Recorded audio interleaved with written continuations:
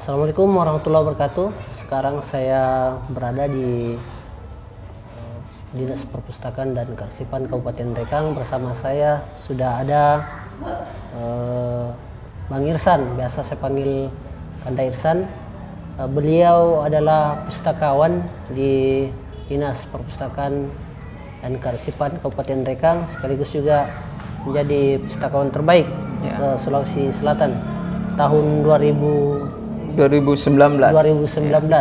Dan tentu saja beliau selain menjadi pustakawan, beliau juga merupakan pendiri komunitas literasi Mesir Rempulu yang giat mengembangkan atau melakukan sosialisasi dan gerakan-gerakan pemasyarakatan minat baca. Sekaligus juga beliau adalah penulis buku agroliterasi. Selamat pagi. Pagi, Muslim. Ya. Bagaimana kegiatan? Saya dengar-dengar beberapa hari ini agak kurang sehat. Ya, ini baru pulih dari sakit, mungkin faktor cuaca dan tapi selama sakit ada beberapa aktivitas yang tetap masih bisa dilaksanakan, seperti buka-buka buku walaupun tidak membaca sepenuhnya, cuma mengingat-ingat saja yang sudah dibaca, seperti itu. Jadi baru pulih dari Alhamdulillah sudah bisa beraktivitas kembali di perpustakaan. Nah, ngomong-ngomong di masa-masa pandemi ini, karena ini alhamdulillah lumayan sudah bisa orang beraktivitas meskipun tidak seperti biasanya, bisa kita anggaplah sebagai ini normal, sebuah normal baru dalam beraktivitas. Mungkin harus ada protokol kesehatan, memakai masker dan lain sebagainya, tapi kita ingin mengulas dulu bagaimana sebenarnya gerakan literasi dan pengaruh situasi pandemi ini dengan kegiatan-kegiatan yang bertemakan literasi. Mungkin sebelum pandemi ini kita lebih giat melaksanakan kegiatan di luar, lebih bersosialisasi. Nah, tantangan menggiatkan literasi di era pandemi ini seperti apa?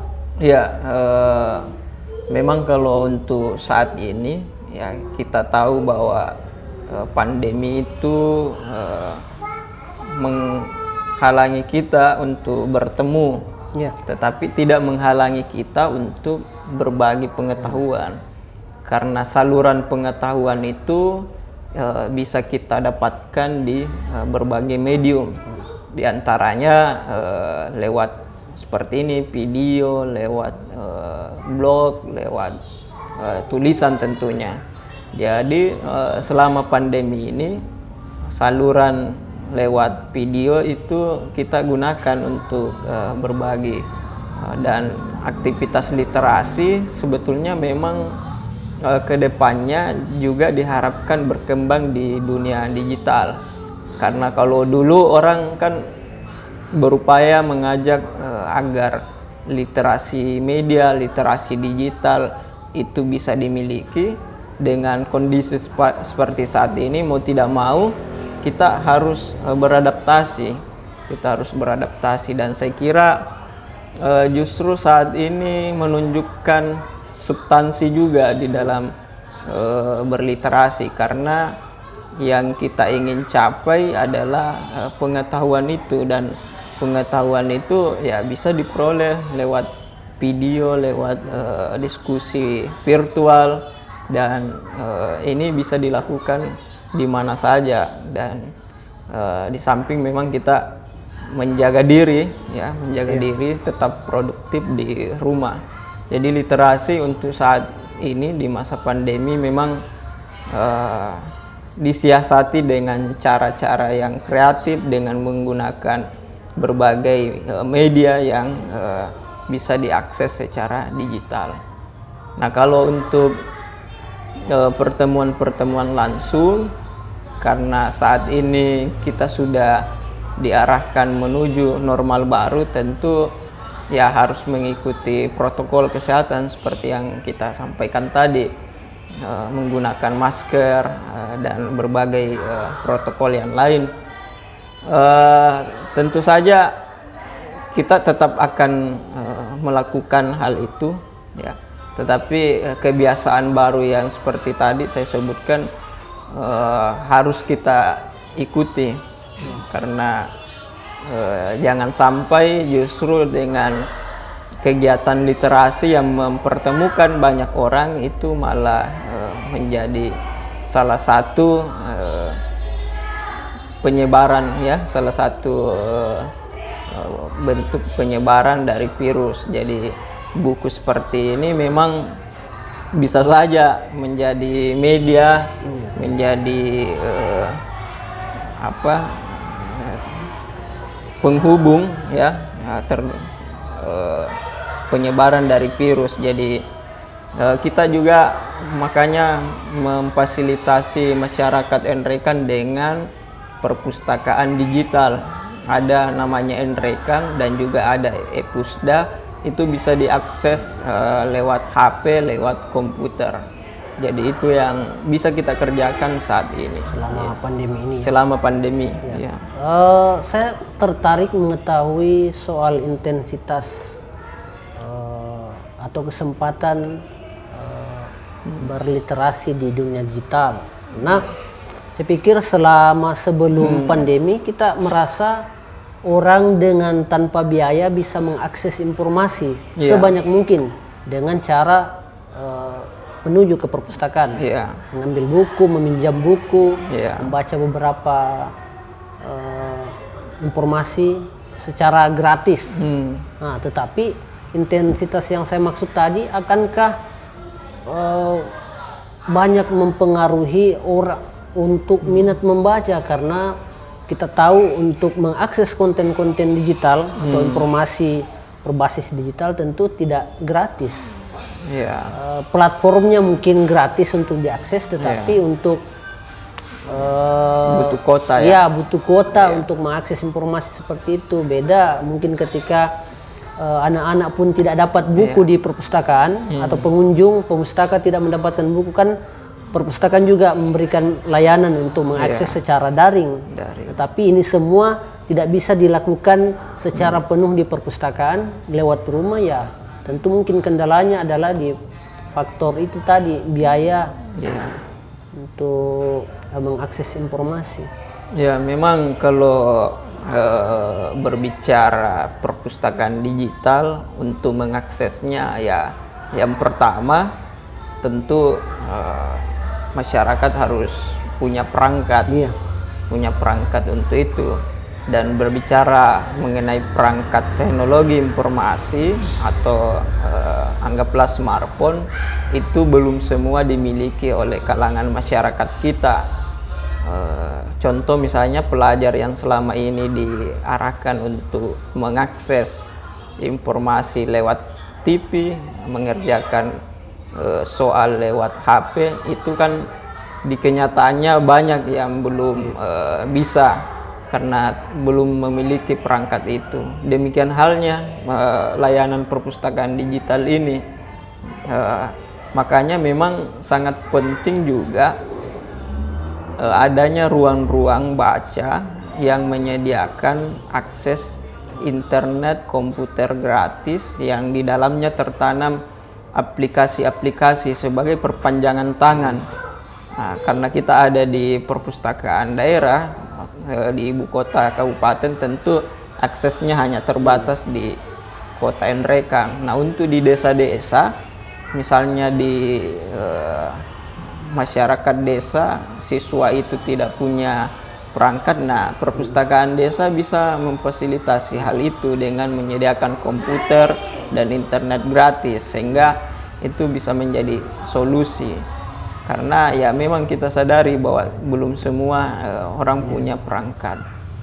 Ya, tapi tidak menjadi halangan sih bagi orang-orang yang memang punya semangat belajar yang tinggi. Saya kira itu bagian dari yang selama ini kita lihat juga bahwa semangat belajar yang tinggi itu tidak menghalangi seseorang sepanjang memang ada upaya dari pemerintah desa atau relawan di desa itu mau menyediakan akses itu.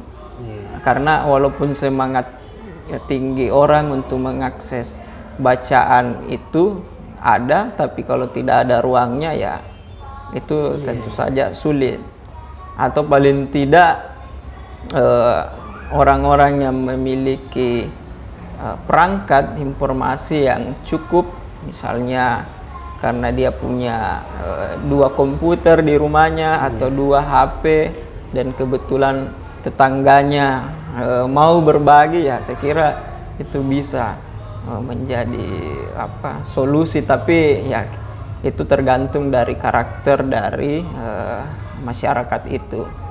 Intinya ketersediaan perpustakaan digital ini sudah sangat membantu, karena kalau sebelumnya orang harus ke perpustakaan dari jarak misalnya desa di Baraka untuk sampai ke kabupaten itu kan biayanya berapa yang harus dikeluarkan.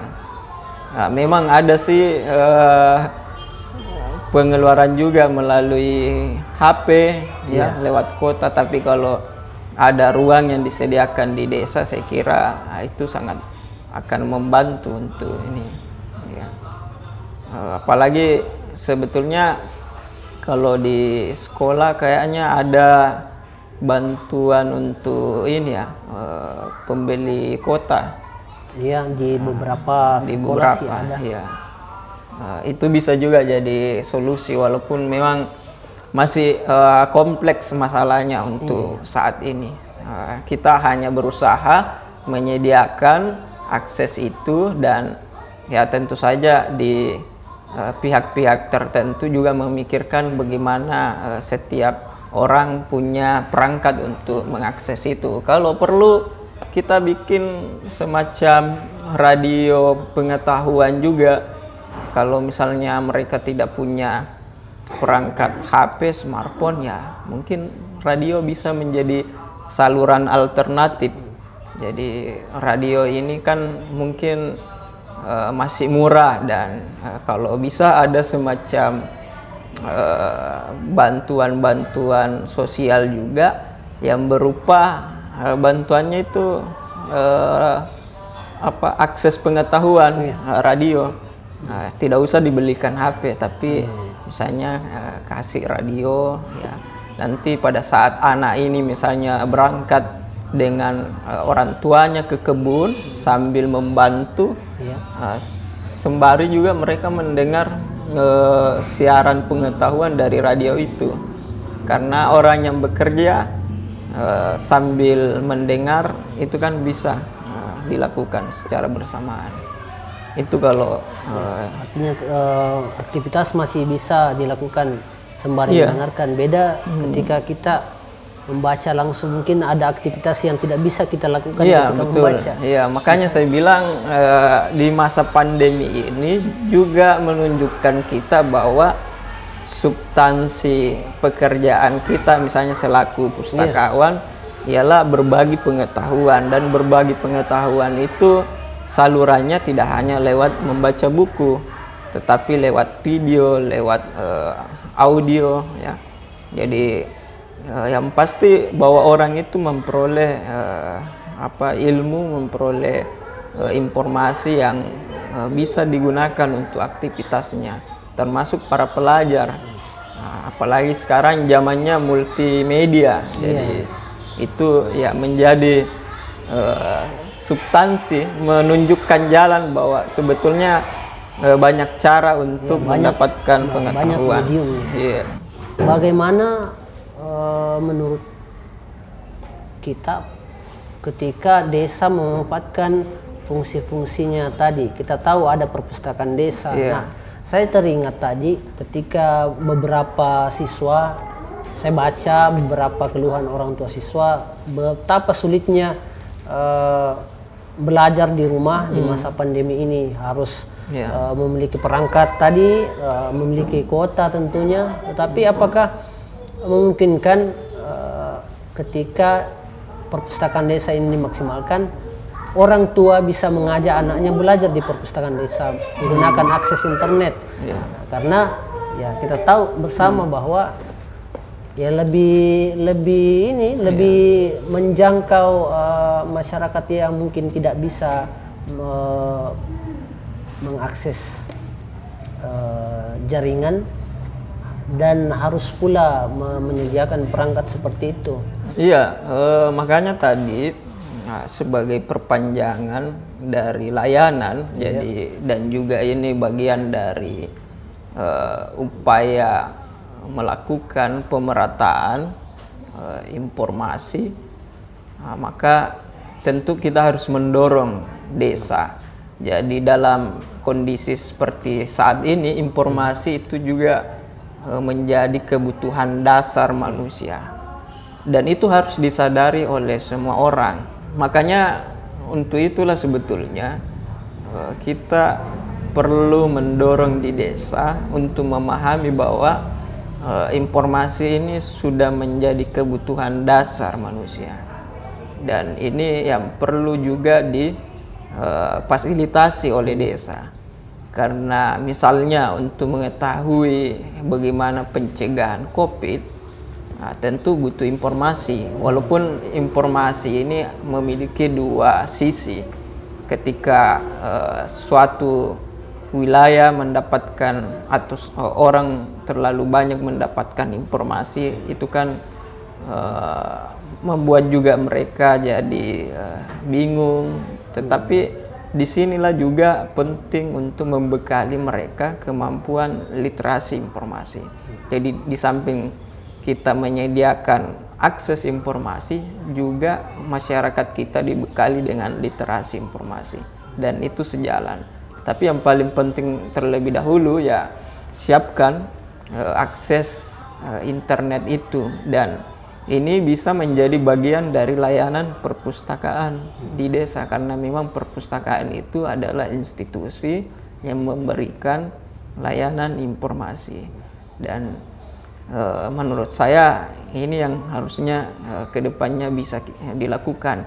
Jadi bukan hanya untuk kepentingan masyarakat sebagai orang yang membutuhkan informasi, para perangkat desa pun, pemerintah desa pun juga membutuhkan itu. Misalnya dalam pelaporan kegiatan mereka, ya, transparansi mereka dalam kegiatan-kegiatan itu kan sebisa mungkin disalurkan di dalam bentuk informasi melalui website dan media sosial misalnya. Nah, ini bisa juga dimanfaatkan oleh pemerintah desa itu sendiri. Jadi saya kira ini sangat penting dan sudah menjadi kebutuhan dasar untuk saat ini.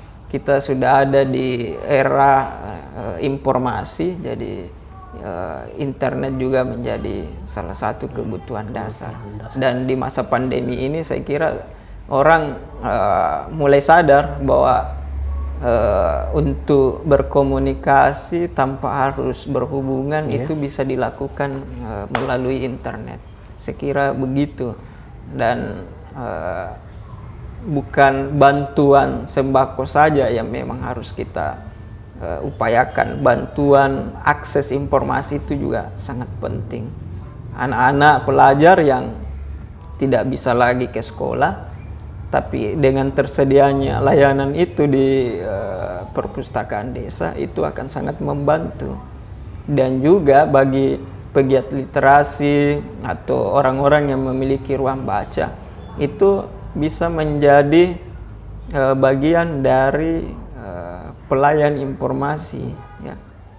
Saling membantu. Jadi ada integrasi juga antara sekolah dengan taman bacaan. Jadi anak-anak yang dekat dari taman baca itu bisa tetap membaca, belajar, dan gurunya bisa mengetahui itu, bisa bekerja sama dengan para pegiat literasi seperti itu. Berbicara soal keberlimpahan informasi, dengan kaitannya dengan membaca secara tekstual.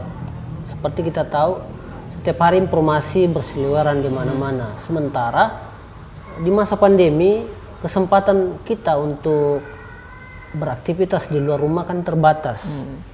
Taruhlah misalnya kita tidak punya akses untuk menjelajahi internet secara daring, dan kita harus menerima apapun informasi dari buku-buku yang kebetulan tersedia di rumah. Iya. Nah, sementara setiap hari informasi berseliweran. Apakah itu cukup membantu kita untuk melupakan sejenak masa pandemi, atau kita harus lebih aktif lagi mencari sumber-sumber lain sebagai informasi yang update lah istilahnya. Karena kita tahu kita akan mendapat informasi dari mana selain dari media untuk saat ini ketika pandemi ini, karena kita dibatasi untuk keluar rumah. Itu yang pertama. Kemudian kita dibatasi juga untuk kemampuan kita memiliki perangkat, misalnya kuota dan lain sebagainya. Apakah itu tidak menjadi kendala ketika kita hanya membaca informasi-informasi yang tidak ada kaitannya dengan pandemi, atau justru itu membuat kita melupakan sejenak tentang pandemi, atau seperti apa? Kalau saya ya menyeimbangkan, artinya tetap kita mengikuti informasi terkini soal pandemi, soal sejauh mana penanganan COVID, dan apakah sudah ada obat atau vaksin yang ditemukan. Nah, di samping juga itu ya tentu wacana-wacana di balik pandemi, isu-isu juga penting kita ikuti. Walaupun memang ya ini sebuah pilihan bagi saya, seperti yang kita sampaikan, ini untuk tidak larut dengan informasi pandemi, saya mungkin mengalihkan perhatian juga dengan pengembangan diri, dengan membaca buku-buku yang lain, dan saya kira itu adalah kegiatan yang produktif. Memang tadi saya tetap harus bisa produktif, karena ada pandemi atau tidak, aktivitas itu memang saya harus lakukan untuk pengembangan diri. Cuma karena ini juga kesempatan, ada banyak waktu luang tinggal di rumah, ya saya maksimalkan waktu itu untuk membaca. Kalau sebelumnya kan banyak rutinitas, tetapi tetap kita bisa melakukan hal-hal praktis yang lain yang sederhana yang bisa dilakukan di lingkungan rumah. Misalnya teman-teman bagi ibu-ibu ya menanam misalnya, ya itu bisa kita lakukan. Ya bisa juga dengan ya bikin konten-konten kreatif di rumah lewat video, seperti itu. Seperti itu. Nah, kaitannya sekarang dengan buku yang kita tulis, Agroliterasi. Agroliterasi. Seperti apa buku ini, ya paling tidak sebelum pandemi? Kalau ya dan buku ini setelah, kan ditulis sebelum pandemi, tapi untuk memperbarui ya beberapa hal di dalam buku itu, saya kira bisa juga menjadi solusi untuk masa pandemi ini. Misalnya tadi yang saya sebut radio sebagai saluran alternatif pengetahuan. Dan memang kalau konsep agroliterasi ini kan juga merupakan konsep yang belum sepenuhnya dibahas secara tuntas, komprehensif, karena ini merupakan bagian dari upaya membenturkan, ya menautkan antara kultur agraris dengan literasi.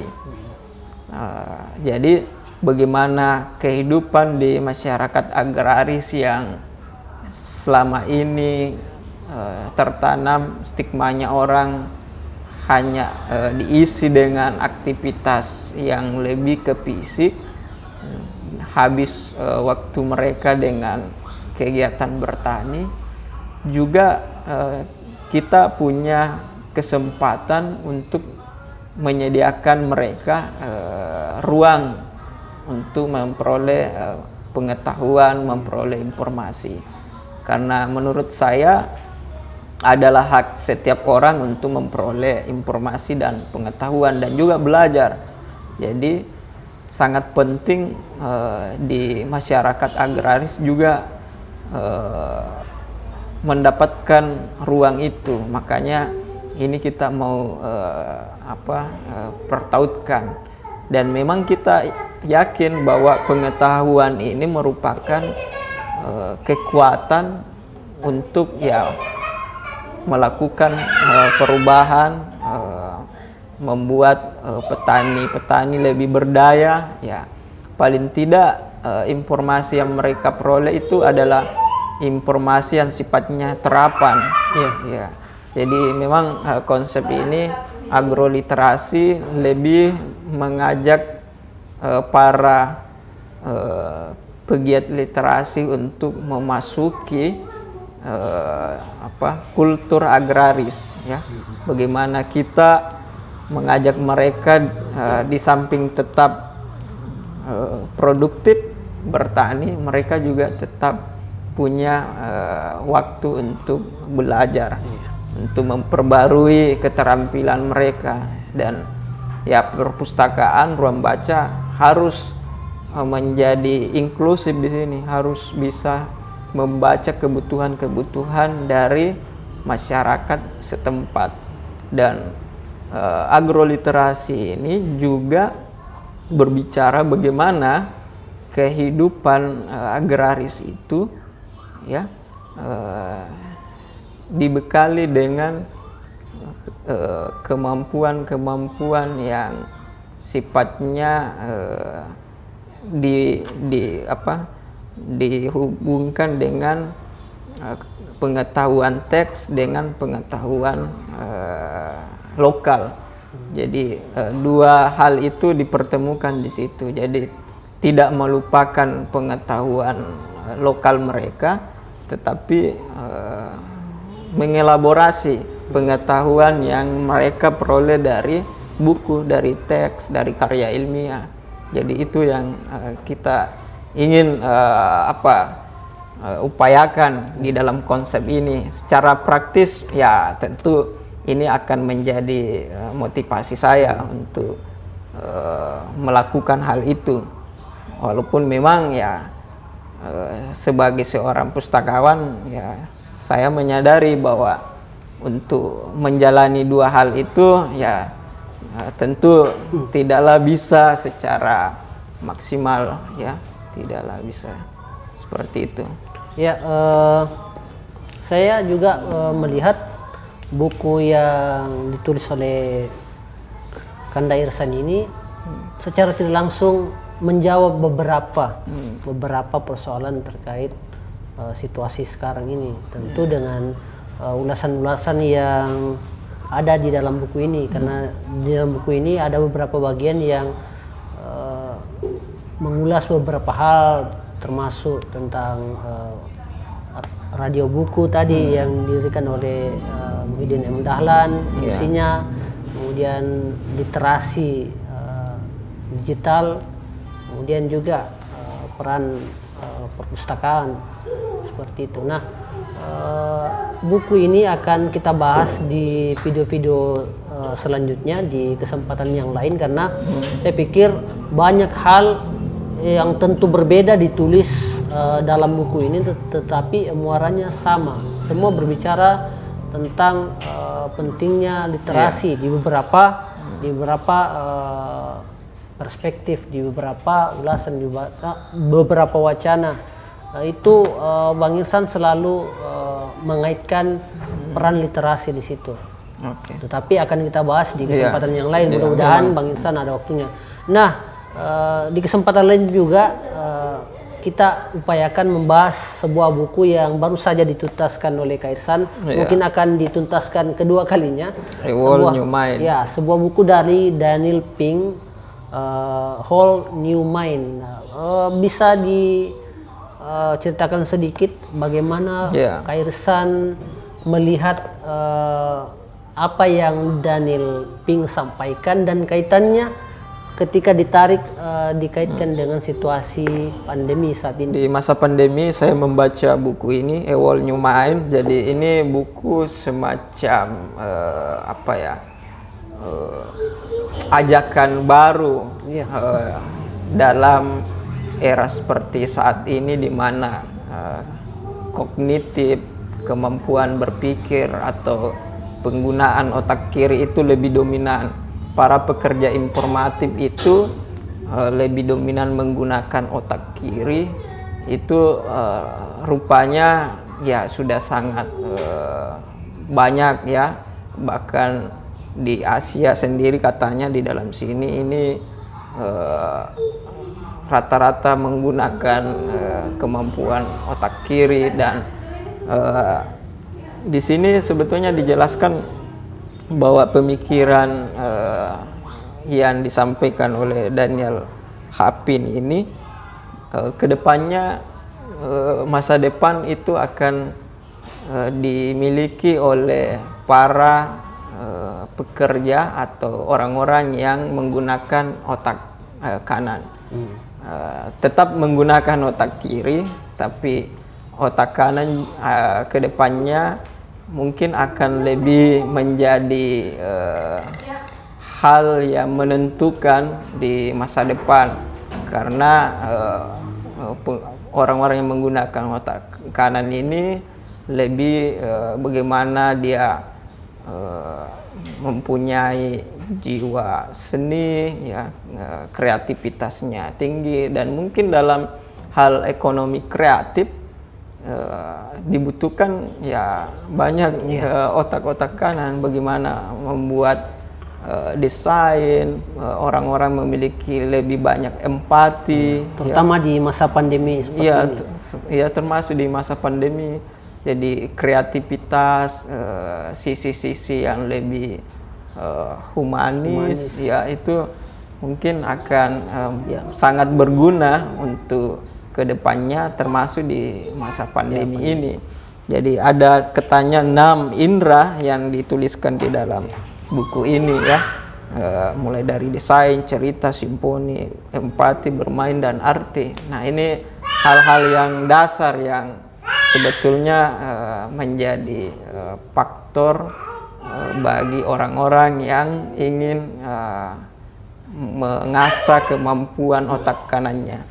Ya, jadi tidak berarti otak kiri dilupakan, tetap, tapi kedepannya ya masa depan mungkin akan lebih banyak